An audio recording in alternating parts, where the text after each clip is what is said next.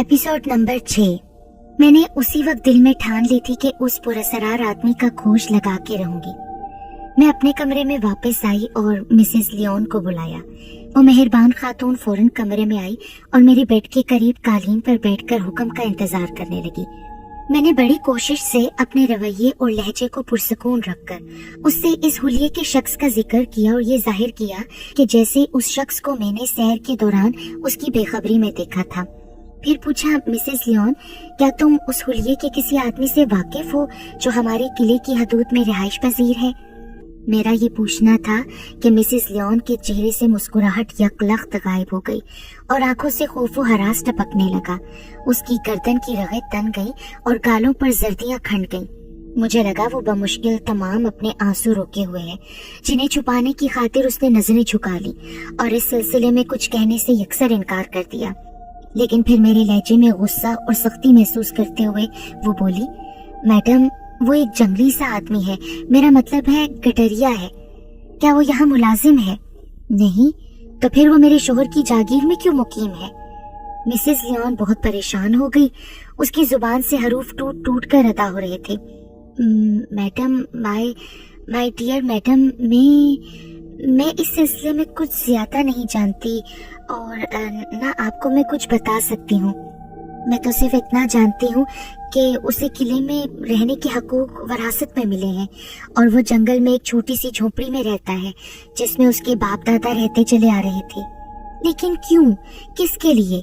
Mrs Leone घबराहट से हाथ मलते हुए बोली, मैडम, सुना है कि माजी की किसी नाइंसाफी, मेरा मतलब है माजी में हमारे आका की तरफ से की जाने वाली किसी ज्यादती का कफारा अदा करने के लिए हमारे आका मिस्टर चार्ल्स के दादा से कुछ ऐसा काम हुआ जो नहीं होना चाहिए था और शायद अपनी गलती का एहसास होने के बाद उन्होंने अपनी वसीयत में उन लोगों को इस खित्ते जमीन के हकूक़े मलकियत बख्श दिए थे।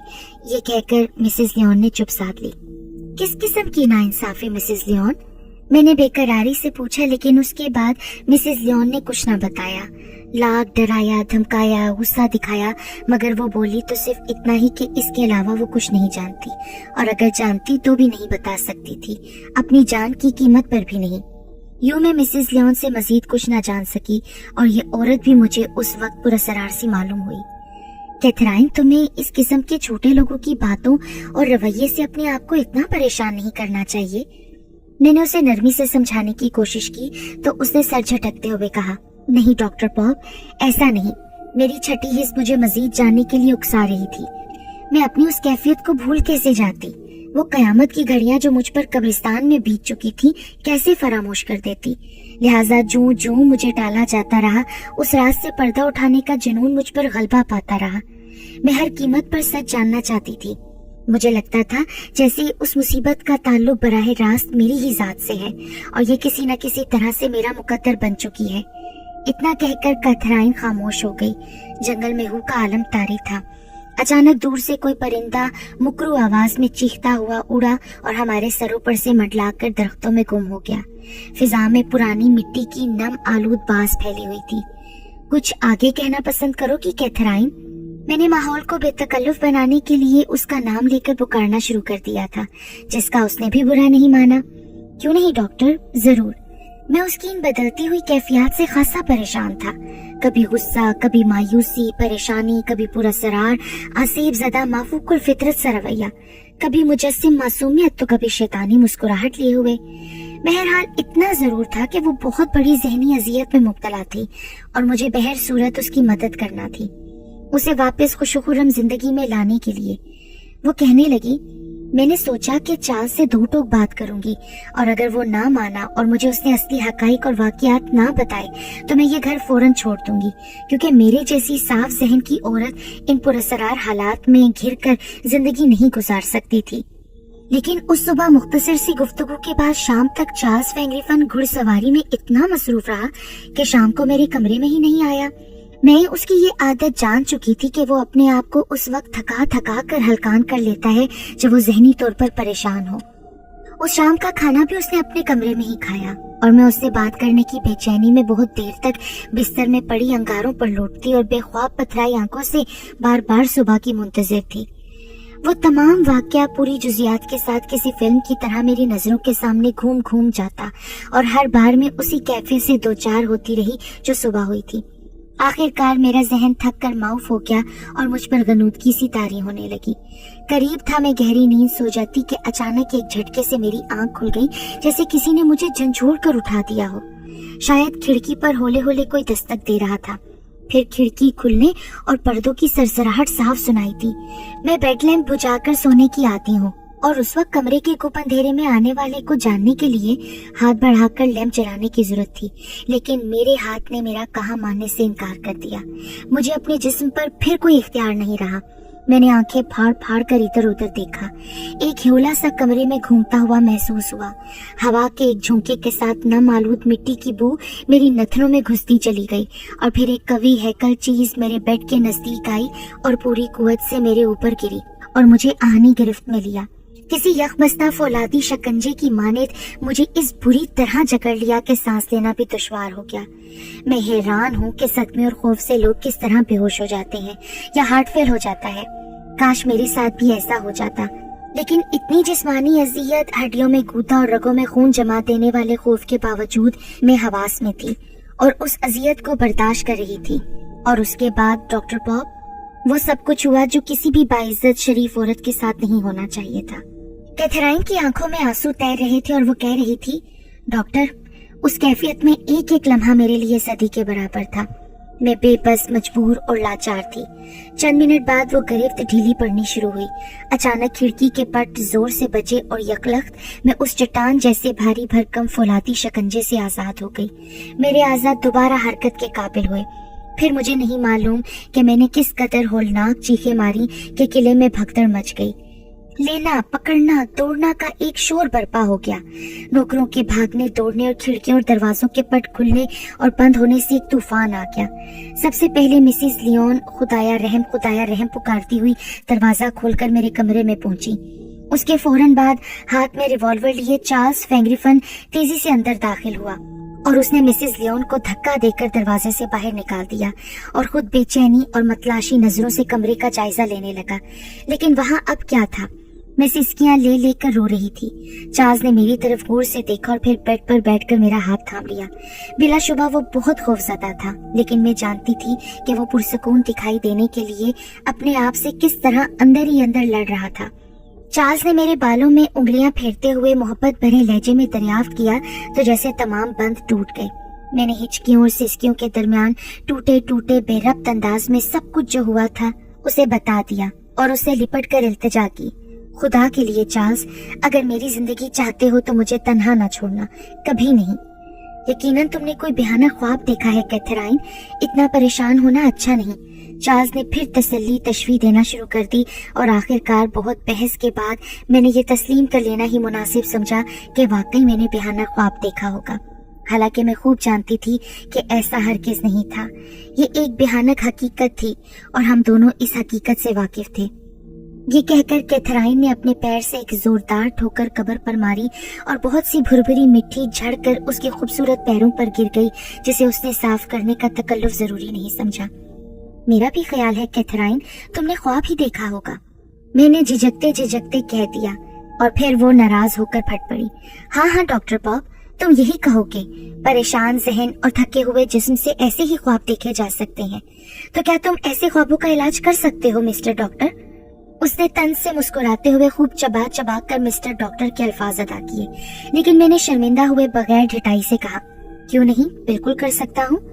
हम इन ख्वाबों के मुहर्रकात ढूंढने में कामयाब हो जाएं तो ये ऐन मुमकिन है। ओह डॉक्टर पॉप, मैं तुम्हें झुठला भी नहीं सकती, क्योंकि मैं जानती हूँ कि तुम एक मुखलिस इंसान हो और मुझे इस मुसीबत से निजात दिलाना चाहते हो, लेकिन तुम निजात नहीं दिला सकते।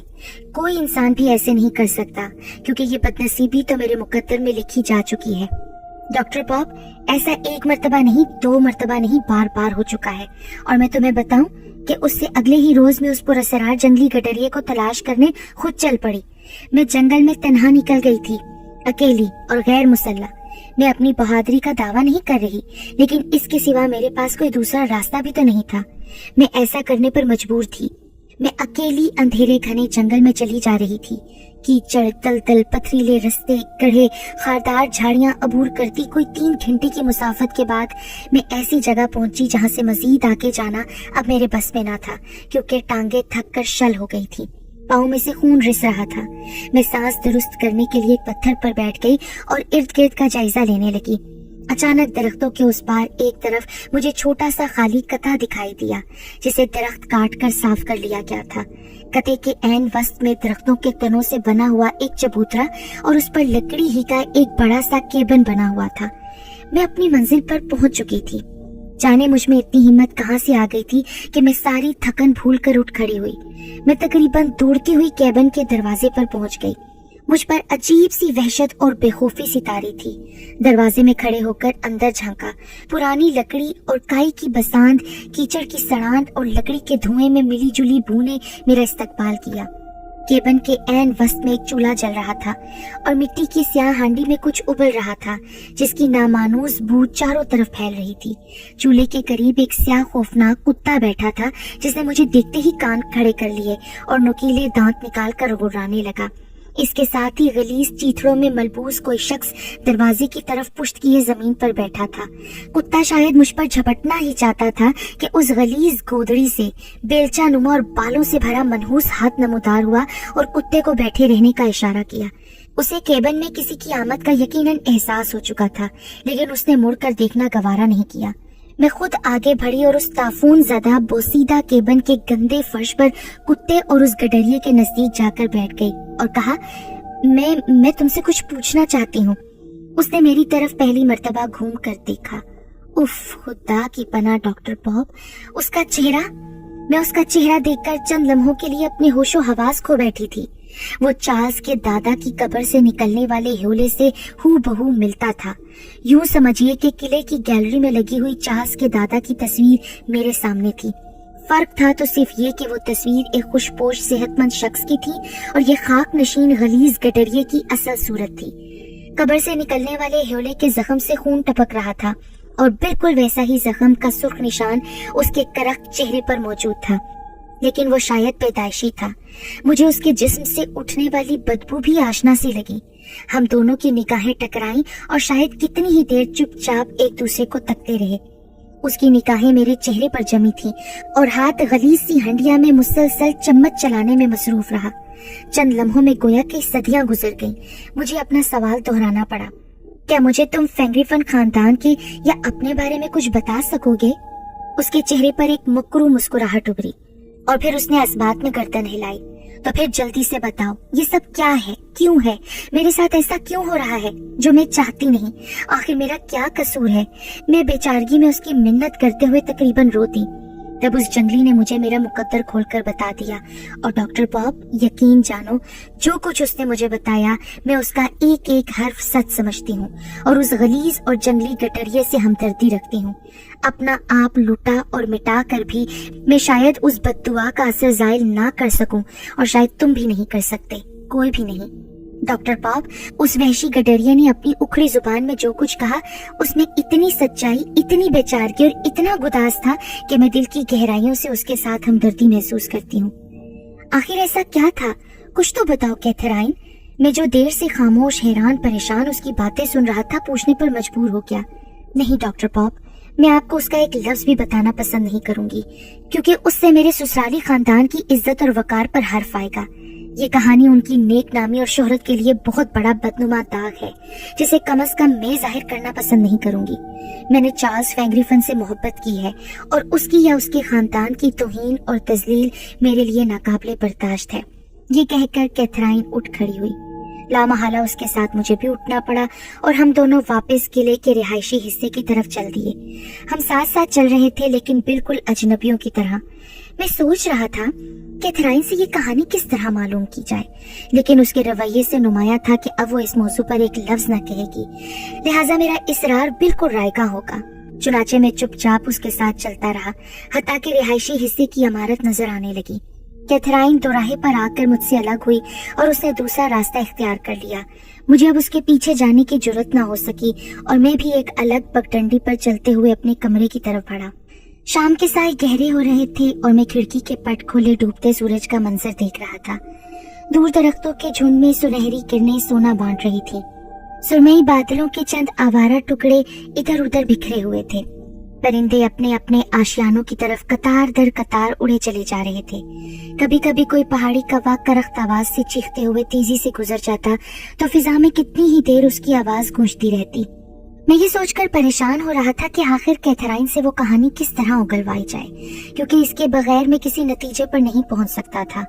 कभी तो दिल चाहता कि किला फेंगरीफन और इसके मकीनों पर 3 हर्फ भेजकर सुबह सवेरे की गाड़ी से वापस लंदन रवाना हो जाऊं, लेकिन ये सोच में ज्यादा देर बरकरार न रख सकता, क्योंकि इस चैलेंज से भागकर मैं अपने तवील कामयाब कैरियर पर धब्बा नहीं लगाना चाहता था। मेरी बहुत इज्जत और शोहरत थी, बड़े बड़े उम्रा में उठना बैठना था जो मेरी सलाहियतों पर बरसों से अंधा एतमाद करते थे। मैं इस केस में हार मानकर अपना मुस्तकबिल तारीक नहीं कर सकता था। मुझे हर हालत में इस कहानी का सुराग लगाना था, ख्वाह कोई भी तरीका इख्तियार करना पड़े।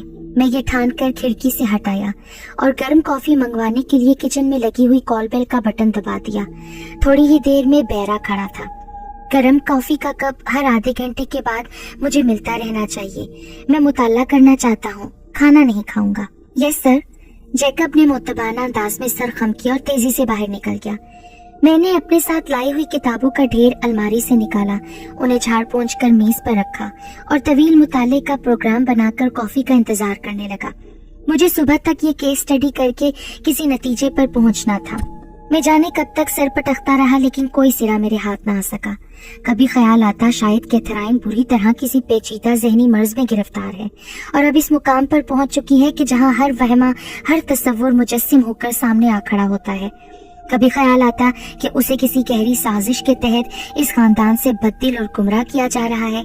मुमकिन है जायदाद के झगड़े या किसी पुराने अनाथ के बिना पर फेंगरीफन खानदान का कोई पोशीदा दुश्मन पसे पर्दा रहकर इन शोभदा बाजियों से इस कुंबे का सुकून गारत करने पर तुल गया हो। लेकिन दिल के एक गोशे से कैथराइन की बातों के सच्चा होने की आवाज भी उठती महसूस होती। मामला कुछ भी हो, कैथराइन बहरहाल इसमें पूरी तरह मासूम थी। मुझे इतना यकीन जरूर था कि जो कुछ हो रहा है या उस पर गुजर रही है, उससे वो अजियत में मुब्तला है और अपने एक मरीज को अजियत से निजात दिलाना मेरे पेशे का इखलाकी तकाजा था। चुनाचा मैंने वहां से चले जाने का ख्याल फिल वक्त जहन से निकाल दिया और फिर ये सोचकर इत्मीनान के साथ सो गया कि मैं खुद कैथराइन की बताई हुई जगह जाकर उस जंगली आदमी से मुलाकात करूंगा। अगली सुबह आंख खुली तो यूं लगा जैसे अभी रात बहुत बाकी हो, मगर मेरी घड़ी 6 बजा रही थी। उठकर खिड़की खोली तो बाहर हद नजर तक स्याह घटा छाई हुई थी जो कुछ ही दम में बरसने लगी थी। मैंने देखा कि चार्ल्स फेंगरीफन हस्बे मामूल घुड़सवारी के लिबास में अपनी बेहतरीन स्याह अरबी घोड़ी पर सवार शाहाना अंदाज से चला आ रहा था। साइस उसके साथ दौड़ रहा था। घोड़ी के नथनों से सफेद भाप निकल रही थी, बदन के मजबूत पट्टे बेताबी से फड़क रहे थे। चार्ल्स शायद अभी 1-2 चक्कर और लगाने के मूड में था। मैं खिड़की से हटकर गुसलखाने में घुस गया। रात के फाके से मेरी आंतें सुकड़ रही थी, पेट में चूहे दौड़ रहे थे। जल्द से जल्द नाश्ते पर पहुंच जाना चाहता था। नाश्ते की मेज पर हस्बे मामूल कैथराइन मौजूद नहीं थी, अलबत्ता चार्ल्स को मैंने मुंतजिर पाया। आइए डॉक्टर पॉप, तशरीफ लाइए। गुज़िश्ता 3-4 दिनों से आपसे मुलाकात नहीं हो सकी। हाँ मिस्टर फेंगरीफन, अजीब इत्तफाक होता रहा है, कभी आप मसरूफ रहे कभी मैं। आपकी बातचीत हुई कैथराइन से? हाँ हुई, लेकिन अभी इसमें कुछ काम की बातें अखज़ करने में वक्त लगेगा। गोया आपको उस बेसरुपा झूठी सच्ची दास्तान में अभी भी सच तलाश करना है जो कैथराइन ने यकीनन सुनाई होगी आपको। नहीं, मेरे कहने का मतलब ये नहीं मिस्टर चार्ल्स। तो यूं कहिए ना डॉक्टर पॉप कि अभी आपके पास कहने को कुछ भी नहीं। हाँ, आप ऐसा कह सकते हैं, क्योंकि फिलहाल मैं कुछ भी बताने की पोजीशन में नहीं। चार्ल्स खामोश रहा, लेकिन जो गुस्सा उसकी नजरों में नुमाया हो चुका था, मैं उसकी ताब ना लाते हुए नाश्ते पर टूट पड़ा। उसका मूड खराब हो चुका था, लिहाजा चाय की प्याली अधूरी छोड़कर वो उठ खड़ा हुआ और जल्दी से रस्मी मुआज़त करके बाहर निकल गया। मैं उस वक्त इतना भूखा था कि उसकी परवाह किए बगैर खूब डटकर नाश्ता किया और फिर उठकर अपने कमरे में चला आया। रात भर जागने की थकन हनूज बाकी थी, इसलिए कुछ देर आराम की गर्ज से मैं फिर बिस्तर पर दराज हो गया। जाने कब मेरी आंख लग गई, जागा तो दरवाजे पर दस्तक हो रही थी। मिसेस लियोन खाने का कहने आई थी। मैं जल्दी से तैयार होकर खाने के लिए बाहर आया। मौसम अभी तक अब्बर आलूद था, लेकिन बारिश शुरू नहीं हुई थी, बल्कि अब जरा तेज हवा से बादल बिखरने लगे थे। सुबह के नाश्ते पर बदमज़गी और कल्फत याद करके मेरी तबीयत खराब हो गई। जी चाहा वापस चला जाऊं, मगर इससे चार्ल्स फेंगरीफन ये तासुर ले सकता था कि मैं उससे गुरेज कर रहा हूं, और ये तासुर मैं उसे नहीं देना चाहता था। खाने के बाद मेरा इरादा था कि मैं खुद जंगल में जाऊं और उस पुरस्कार आदमी से मुलाकात करूं, लेकिन मौसम इतना गैर यकीनी था कि ऐसा करना ख्वामख्वाह किसी मुसीबत को दावत देना था। चुनाचे ये प्रोग्राम मैंने अगली सुबह पर मुलतवी किया और सो गया।